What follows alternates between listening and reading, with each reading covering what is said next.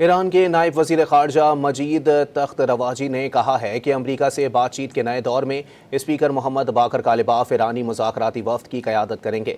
उन्होंने एक बयान में कहा कि स्विट्ज़रलैंड में अमरीका ईरान मुफ़ाहमती याददाश्त पर दस्तखत के बाद डील को हतमी शक्ल देने के लिए मुज़ाकरात का आगाज़ होगा।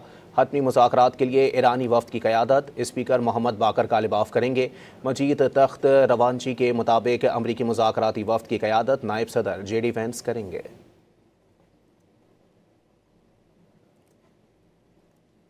ईरान के नायब वज़ीर ख़ारजा मजीद तख्त रवाजी ने कहा है कि अमरीका से बातचीत के नए दौर में स्पीकर मोहम्मद बाकर कालिबाफ ईरानी मुज़ाकराती वफ़द की क़यादत करेंगे। उन्होंने एक बयान में कहा कि स्विट्ज़रलैंड में अमरीका ईरान मुफ़ाहमती याददाश्त पर दस्तखत के बाद डील को हतमी शक्ल देने के लिए मुज़ाकरात का आगाज़ होगा। हतमी मुज़ाकरात के लिए ईरानी वफ़द की क़यादत स्पीकर मोहम्मद बाकर कालिबाफ करेंगे।